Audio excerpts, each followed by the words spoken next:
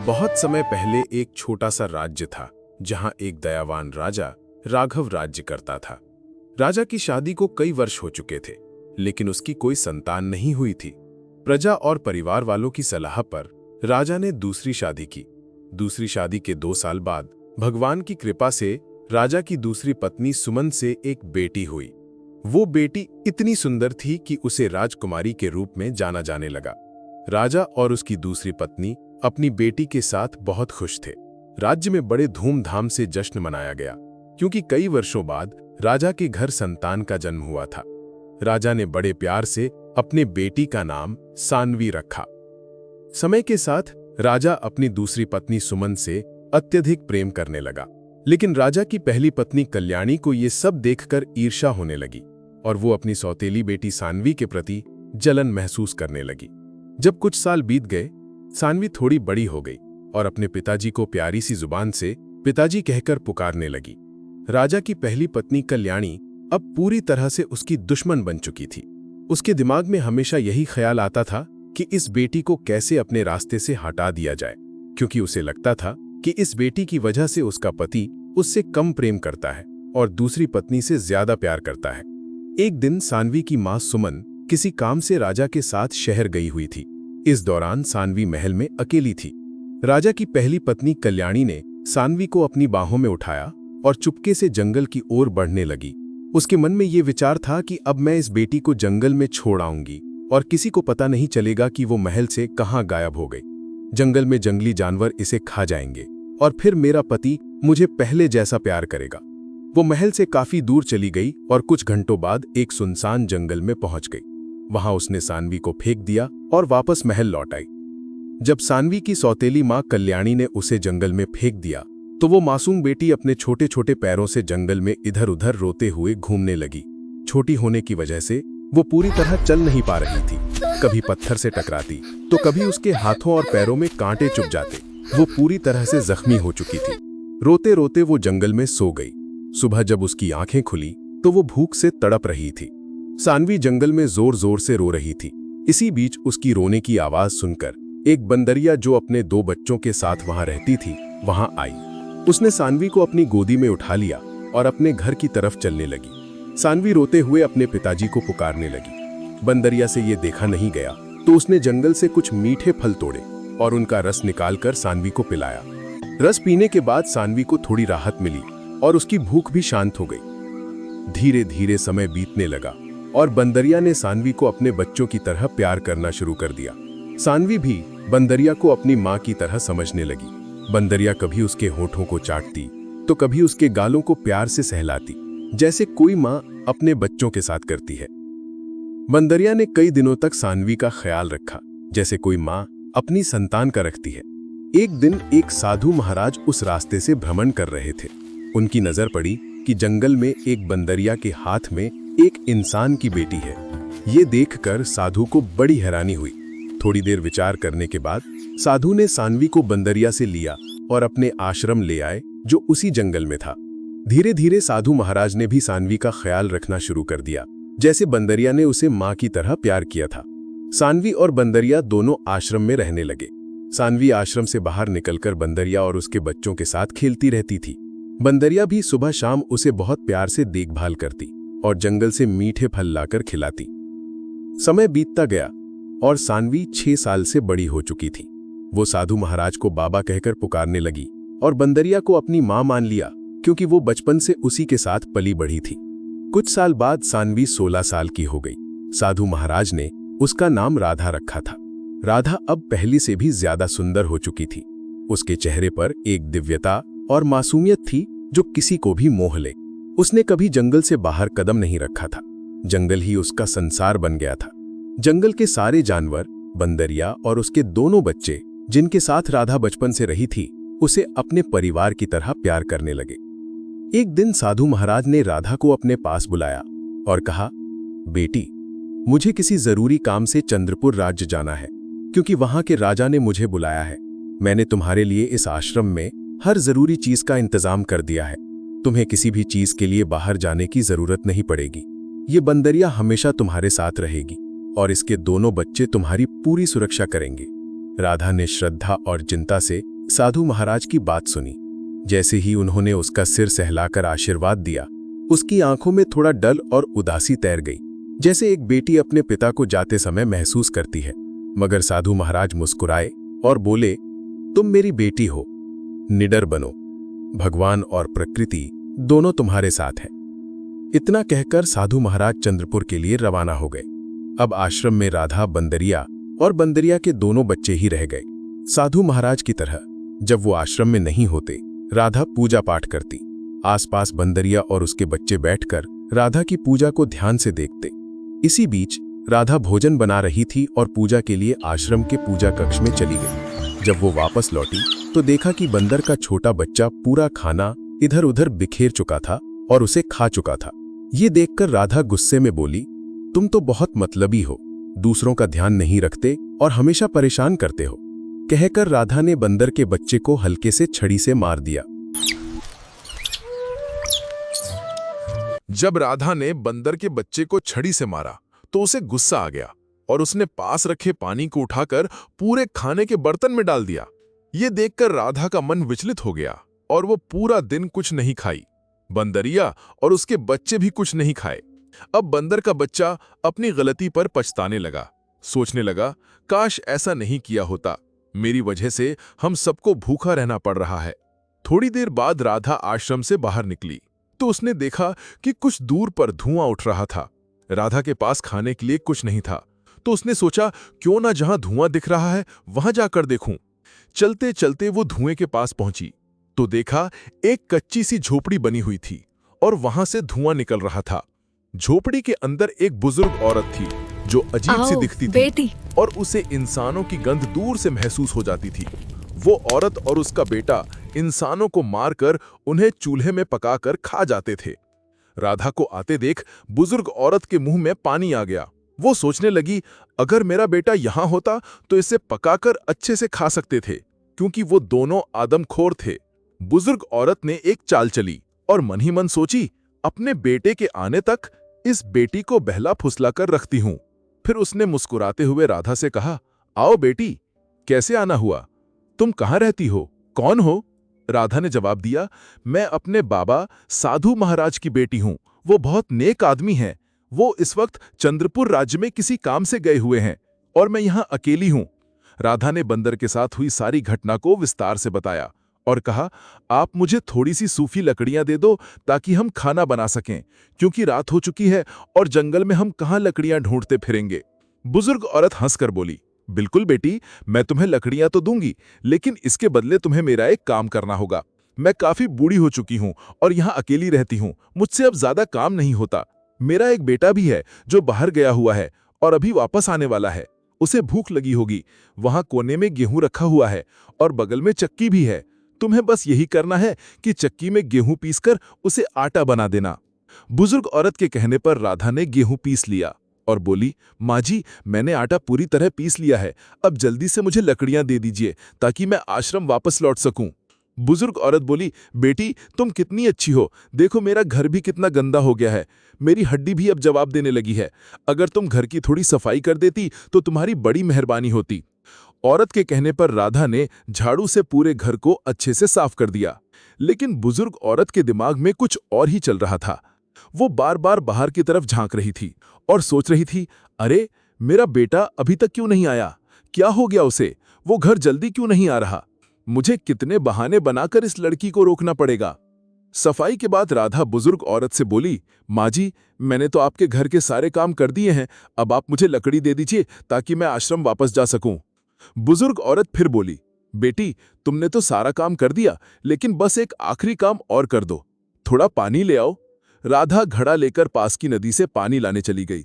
पानी लेकर वापस आई और बोली, माँ जी, अब मुझे सच में घर जाना है। बहुत देर हो चुकी है। आप लकड़ी दें या ना दें, क्योंकि मेरे बाबा भी वापस आ सकते हैं, जो किसी काम से पड़ोसी राज्य गए थे। बुजुर्ग औरत ने मन में सोचते हुए कहा, बेटी, तुम लकड़ी ले जाओ, लेकिन मैं तुम्हें थोड़ा आटा भी ले देती हूँ।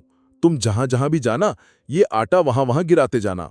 राधा लकड़ी और आटा लेकर बुजुर्ग औरत की झोपड़ी से निकली और आटे को रास्ते पर गिराते हुए चली गई।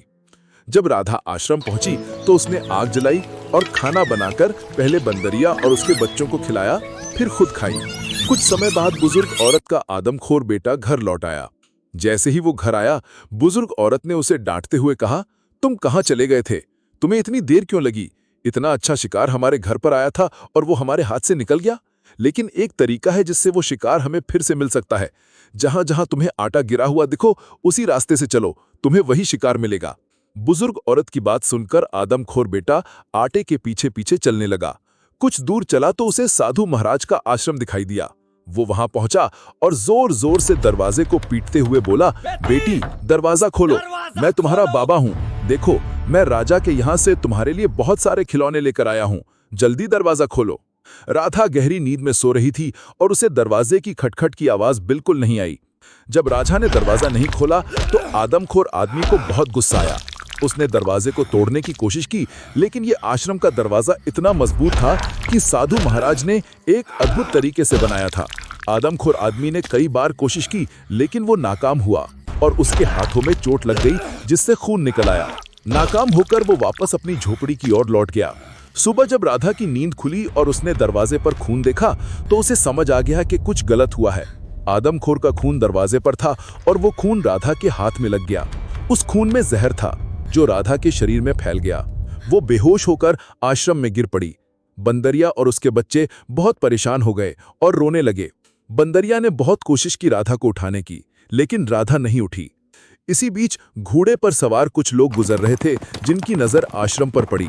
ये लोग कोई और नहीं बल्कि एक राज्य के राजकुमार विहान और उसके सैनिक थे, जो जंगल में शिकार करने निकले थे। राजकुमार की नजर जब आश्रम पर पड़ी तो उसने अपने सैनिक से कहा, देखो ये जाओ, क्या है? देखो ये क्या है। सैनिक आश्रम के अंदर गया और उसकी आंखें हैरान रह गईं। वो तुरंत वापस राजकुमार के पास आया और बोला, युवराज, अंदर एक बहुत ही खूबसूरत लड़की बेहोश पड़ी हुई है और उसके पास कुछ बंदर बैठे रो रहे हैं। उनकी आंखों में आंसू साफ नजर आ रहे हैं। राजकुमार ये सुनकर बहुत हैरान हुआ। उसने सोचा, ये मामला क्या है? मुझे खुद जाकर देखना होगा। राजकुमार ने सैनिकों को आदेश दिया कि लड़की को बाहर लाया जाए। सैनिकों ने राजकुमार के आदेश के अनुसार राधा को बाहर निकाला और उनके साथ एक वैद्य भी था, जिसने राधा को ठीक किया। जब राधा को होश आया तो राजकुमार ने उससे पूछा, तुम कौन हो? यहाँ कब से रह रही हो? तुम्हारे माता पिता कहाँ हैं? राधा बोली, मैं यहाँ अपने बाबा के साथ रहती हूँ, जो एक तपस्वी हैं, और ये बंदरिया जिसने मुझे बचपन से पाला है, वो मेरी माँ के समान है। ये छोटे छोटे बंदर मेरे भाई हैं। ये सुनकर राजकुमार बोला, तुम बहुत सुंदर हो। तुम कहो तो मैं तुम्हें अपने महल ले चलूं। तुम्हारी इस बंदरिया के लिए भी एक छोटा सा घर बनवा दूंगा, जहां वो रहेगी। तुम्हारे बाबा आएंगे तो उनके लिए भी मैं महल में व्यवस्था कर दूंगा, क्योंकि एक लड़की का जंगल में इस तरह अकेले रहना सही नहीं है। अगर आज हम नहीं आते तो तुम बच भी नहीं पाती। राधा को राजकुमार की बात सही लगी और वो मान गई। राजकुमार राधा के साथ बंदरिया और उसके बच्चों को अपने महल ले गया। जब सभी महल पहुंचे तो राजकुमार की मां बोली, बेटा, तुम इस लड़की को महल क्यों लाए हो? तुम्हारा इसके साथ क्या रिश्ता है? लोग कई तरह की बातें करेंगे और हमारी बदनामी होगी। इससे बेहतर है कि तुम इस लड़की से विवाह कर लो और इसकी सुरक्षा भी हो जाएगी। मां की बात सुनकर राजकुमार ने सोच समझकर राधा से शादी कर ली। लेकिन राजकुमार की पहले से एक पत्नी थी, काव्या। राजकुमार को काव्या से ज्यादा राधा से मोहब्बत हो चुकी थी। राजकुमार ने राधा के लिए 2 दासियां भी रखी थी, जिनका नाम सुमन और रेखा था। सुमन एक दिन राधा से बोली, बेटी, तुम अपनी सौतन काव्या से थोड़ा संभल कर रहना, क्योंकि वो सही नहीं है। तुम्हें उससे खतरा हो सकता है। राधा बोली, माँ, ऐसा नहीं सोचते, ये गलत बात है। मैं जानती हूं कि वो मुझे बड़ी बहन की तरह मानती है, और भला हमारे पास किस चीज की कमी है? हमारे पति तो दोनों से प्यार करते हैं, तो वो हमसे क्यों जलेंगी? राधा अपनी सौतन काव्या के पास जाती और उससे काफी बातें करती, लेकिन काव्या ने कभी ये एहसास नहीं होने दिया कि वो राधा से ईर्ष्या करती है। एक दिन राधा महल के शाही तालाब के पास खड़ी थी और बंदरिया भी उसके साथ थी। काव्या बोली, राधा, तुम तो बहुत खूबसूरत हो। श्रृंगार करने के बाद तुम और सुंदर लगती हो। मुझे लगता है कि तुम्हें इस तालाब में अपना चेहरा देखना चाहिए, क्योंकि ये तालाब एक अद्भुत तालाब है।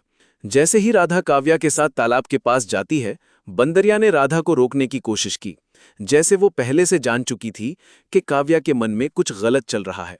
बंदरिया ने राधा के पल्लू को पकड़कर खींचने की कोशिश की, लेकिन राधा को उस वक्त कुछ समझ नहीं आया और वो बंदरिया पर गुस्सा हो गई।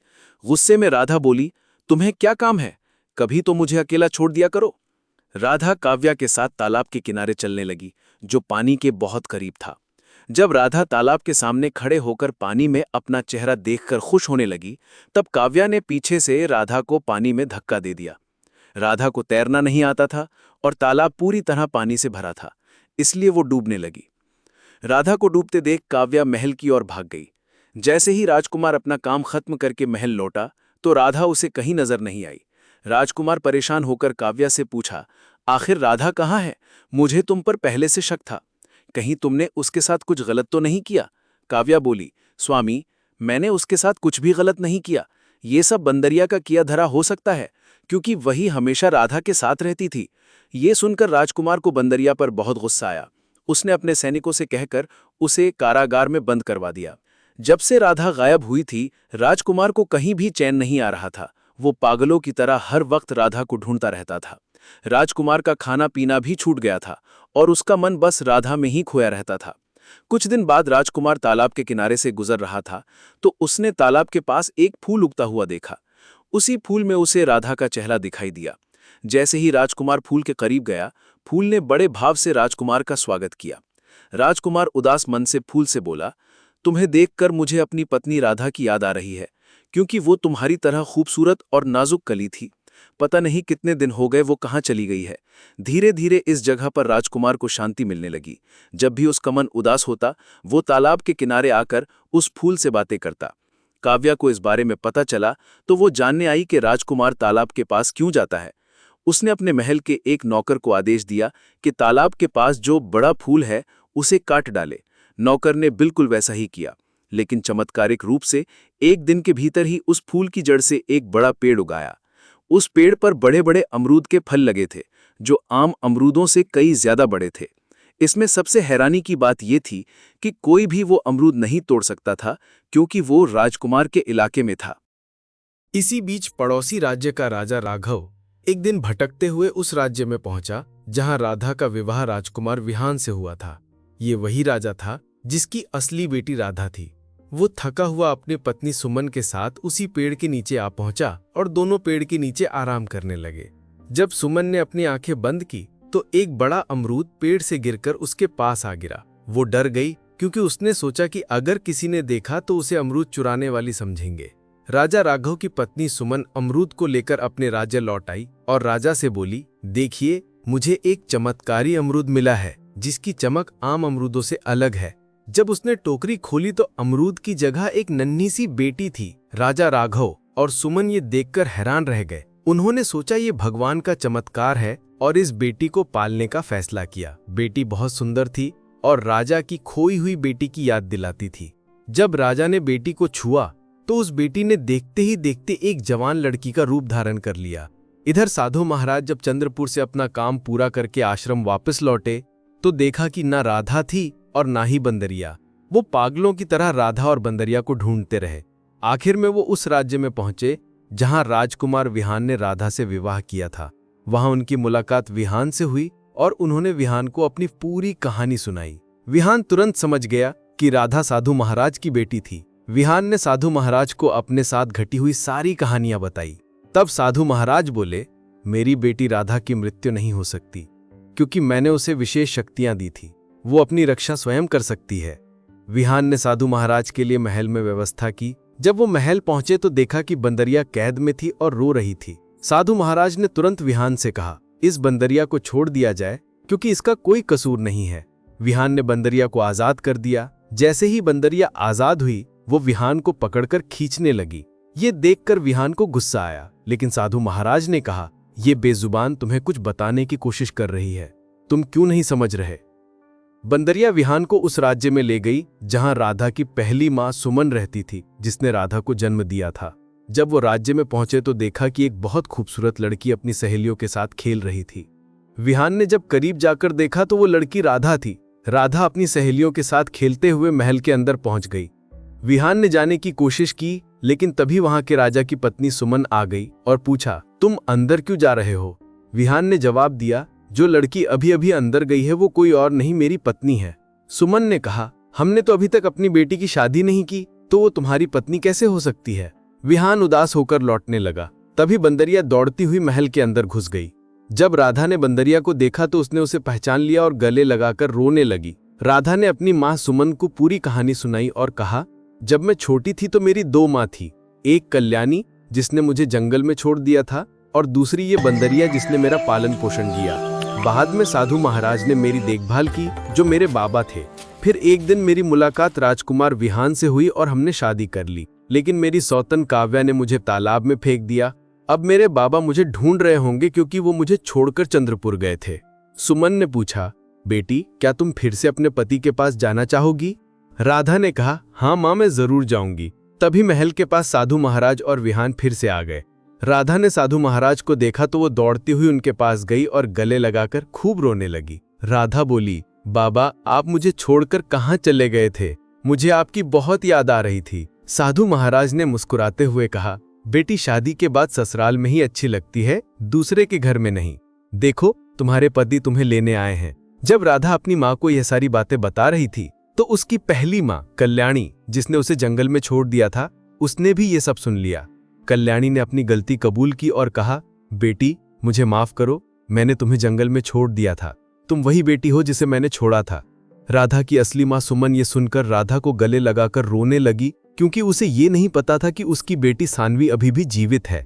राधा ने अपनी सौतेली माँ कल्याणी को माफ किया और अपने पति विहान के साथ अपने राज्य लौट आई।